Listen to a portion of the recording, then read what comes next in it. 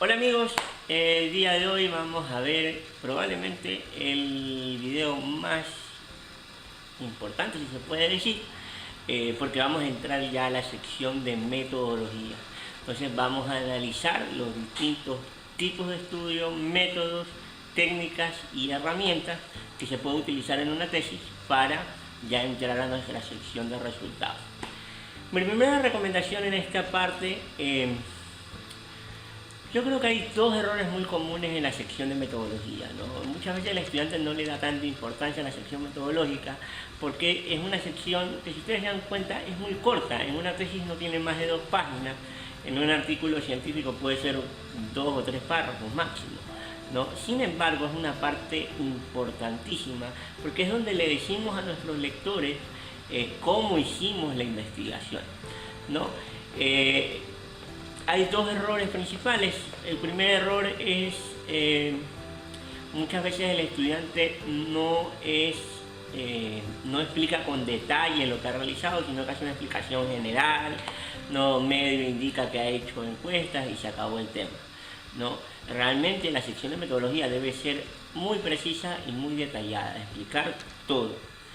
No solamente que se hizo encuestas, sino cómo se hicieron, dónde se hicieron, en qué tiempo se hicieron, en qué lugar, etc. ¿no? Hay que ser sumamente detallado. Recordémonos que la importancia de la metodología dentro de una tesis o un artículo es demostrar que nuestro artículo o nuestra tesis es replicable. Es decir, que el día de mañana cualquier persona puede realizar nuestra misma investigación para comprobar si los resultados son verdaderos. Entonces, esa es la importancia de la metodología. Debemos de explicarle al detalle a cualquier persona, a cualquier investigador, para que pueda realizar un trabajo similar. El segundo error más común es que se mezcla todo. Entonces el estudiante mezcla los tipos de estudio con los métodos y con las técnicas. Hay que diferenciar, y por eso el día de hoy lo vamos a ver por partes, ¿no? Vamos a ver tipo de estudio, luego vamos a ver los métodos de estudio, luego vamos a ver las técnicas y las herramientas para el levantamiento de información. Entonces son esas 3 cuestiones básicas. Técnicas y herramientas se suelen ver en conjunto, ¿no? Que son importantísimas dentro de la sección de metodología. Entonces arranquemos con los tipos de estudio. ¿Cuáles son los tipos de estudio? Hay muchos tipos de estudio.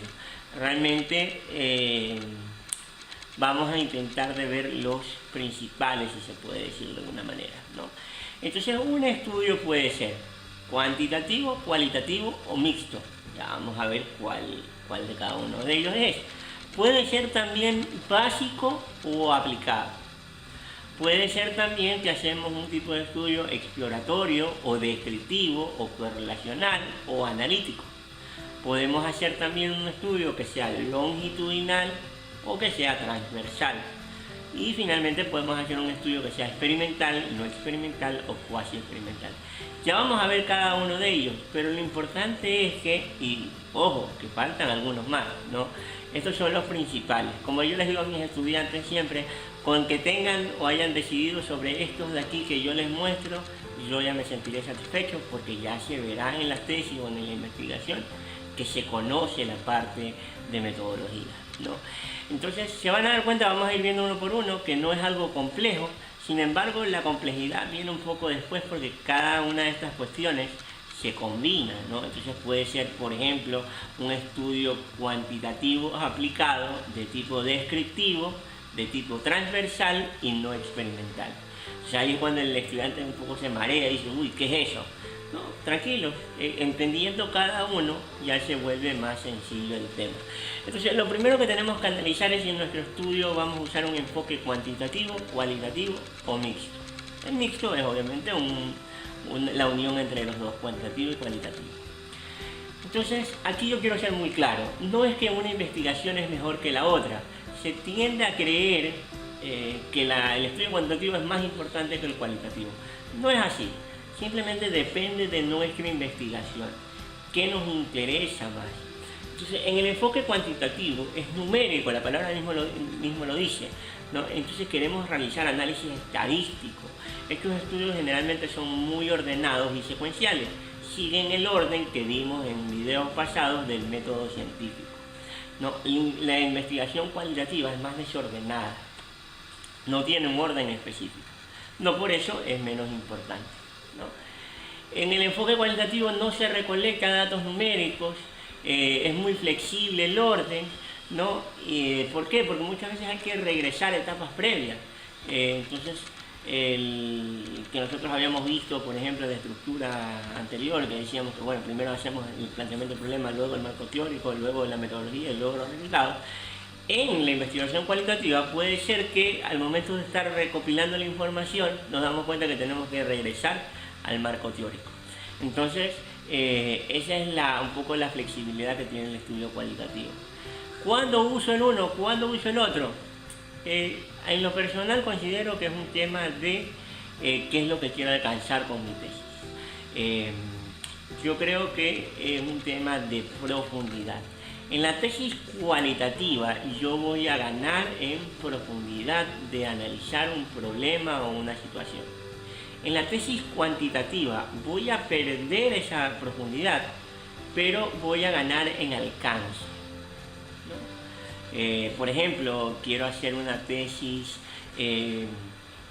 para ver, por ejemplo, en Ecuador es muy interesante el tema de los semáforos que han aplicado en los productos alimenticios para ver cuánta grasa y azúcar tienen los productos, ¿no? Entonces yo puedo hacer un estudio cuantitativo en el cual hago una encuesta, una muestra representativa de la población y bueno, puedo concluir algo general y decir, ¿sabes qué? El 80% de los guayaquileños ha observado el semáforo en sus productos. Entonces, ¿cuál es la ventaja de ese enfoque? Tengo alcance.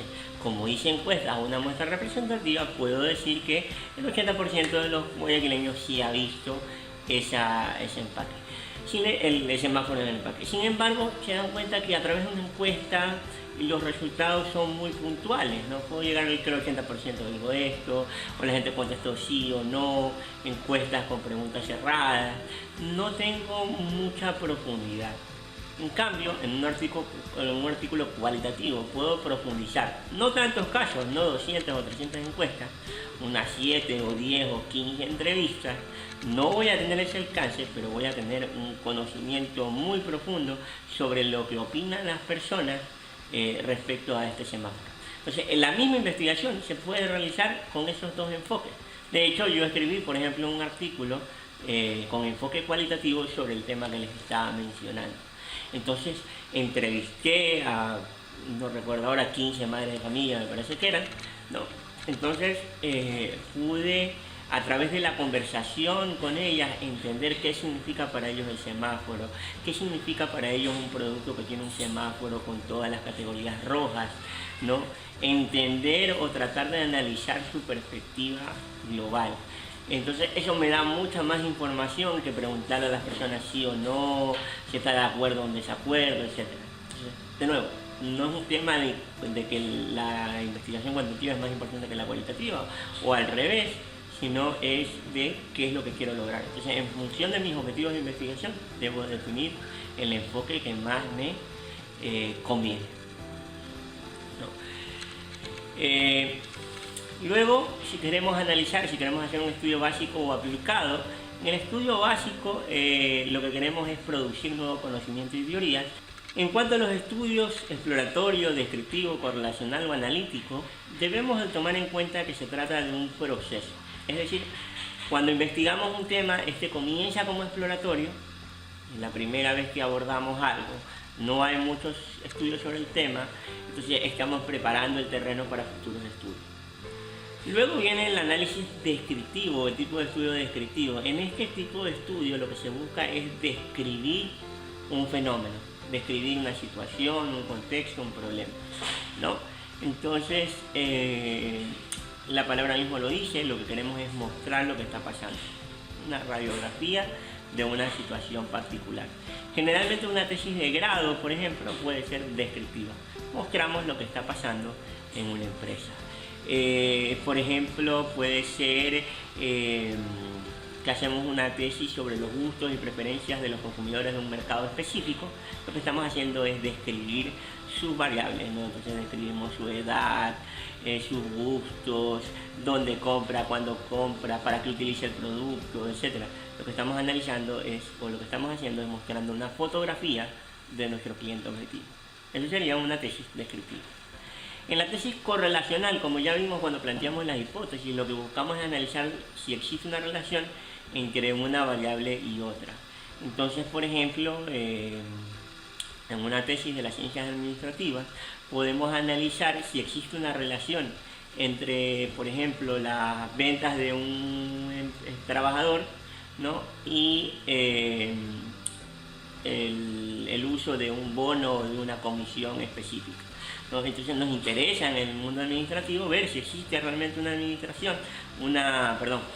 relación entre cuánto gana un trabajador y las ventas que puede realizar, ¿no? Finalmente, en el estudio analítico explicativo es muy similar al correlacional, sino que en el analítico ya estamos tratando de encontrar si existe causa y efecto, no solamente relación. Entonces, yo sé que lingüísticamente la diferencia no es mucha, ¿no? Bueno, relación, causa y efecto parece similar. Sin embargo, estadísticamente hay una diferencia enorme, ¿no? Entonces, por eso es que se divide este tipo de estudios. ¿Por qué? Porque en estadística, encontrar relación, podemos aplicar un chi cuadrado o alguna técnica correlacional, pero para encontrar causa y efecto ya es otro tema completamente distinto, tenemos que usar regresiones, ¿no? Entonces, por eso es la diferencia, ¿no? Tenemos adicionalmente que un estudio puede ser de tipo longitudinal o puede ser de tipo transversal. Suena más complicado de lo que realmente es, ¿no? ¿De qué depende si un estudio es longitudinal o transversal? Básicamente depende del momento en el que se está tomando la información.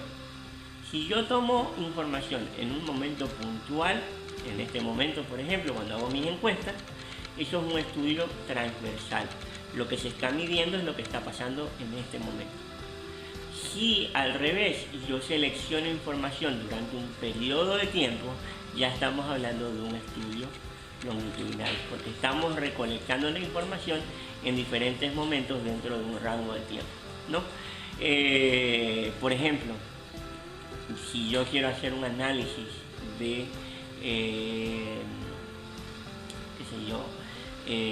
cómo ha variado el consumo de un producto específico durante los últimos 5 años, voy a analizar las compras de una familia o de varias familias durante estos 5 años, estoy haciendo un estudio longitudinal. Voy a tomar datos del primer año, del segundo año, del tercero, cuarto y quinto y los voy a comparar entre sí. Sin embargo, yo podría hacer, por ejemplo, en este momento, un censo para analizar una encuesta, para analizar el consumo, las compras de una persona en el supermercado. Entonces ahí estoy haciendo un estudio transversal, porque simplemente le estoy preguntando a la persona en este momento qué es lo que ha comprado. No es ayer, no es mañana, es solamente en este periodo de tiempo. Entonces, como ya se pueden dar cuenta, generalmente cuando hacemos una encuesta estamos haciendo un estudio transversal, salvo que apliquemos una encuesta en diferentes momentos, ¿no? Entonces podemos hacer una encuesta, qué sé yo, durante 4 años, aplicamos una vez al año una encuesta y comparamos resultados, ahí estaríamos hablando de un estudio longitudinal. Finalmente, nuestro estudio puede ser de tipo experimental, cuasi experimental o no experimental. ¿Qué quiere decir esto? Primero, definamos la diferencia entre no experimental y cuasi experimental, ¿no? El estudio no experimental es aquel en el que el investigador no afecta a la variable, solo la analiza tal y como ocurre en el entorno real. En el cuasi experimental y en el experimental, el investigador hace algo para afectar la variable de tal manera que la puede analizar, ¿no? Entonces, generalmente pensamos que el experimental y el cuasi experimental lo hacemos en laboratorios científicos, ¿no? Con químicos, etcétera, pero no necesariamente. En las ciencias administrativas también hay estudios experimentales y cuasi experimentales. ¿Cuál es la diferencia entre los estudios experimentales y cuasi experimentales? En los estudios experimentales yo garantizo que no hay otras variables afectando mi estudio, aparte de la variable que estoy analizando. Entonces, estos tipos de estudios son muy complejos y son muy raros, no se los ve en las ciencias sociales y administrativas. Porque en las ciencias sociales y administrativas es imposible descartar el resto de variables que podrían estar influyendo en mi experimento. No es como en la física o en la química, que en un laboratorio podemos eliminar la luz solar, la humedad, el calor, etcétera. Controlamos todo y vemos nuestros resultados. En las ciencias administrativas estamos lidiando con personas que tienen muchos factores que les afectan, ¿no? Entonces, esto se explica mejor con un ejemplo, ¿no? Por ejemplo, digamos que yo quiero analizar si el ruido afecta la productividad de mis trabajadores en una empresa, ¿no? Entonces, si yo hago una encuesta o hago observación, por ejemplo, y analizo en los días que ha habido más ruido, si la productividad subió o bajó o se mantuvo igual, pero yo no estoy provocando el ruido, eso es un estudio no experimental. Yo estoy midiendo tal y como ocurrió. Si ese día hubo ruido, ese día hubo ruido. Si otro día no hubo ruido, ese otro día no hubo ruido. En cambio, en el cuasi experimental, por ejemplo, el investigador podría conseguir a una persona que coja un martillo y esté golpeando al lado de una oficina específica. Entonces, yo como investigador he alterado la variable, provocado ruido a propósito. Entonces, ese ya es un estudio cuasi experimental. Provoco ruido en la oficina para analizar cuál es la reacción de mis trabajadores, si se vuelven menos productivos. Si se dan cuenta, ahí yo como investigador estoy afectando la variable, estoy creando el ruido. Ese ya es un estudio cuasi experimental. Entonces, cuidado con pensar que el cuasi experimental tiene que ser en un laboratorio, no. Puede ser un tema como el que les he mencionado.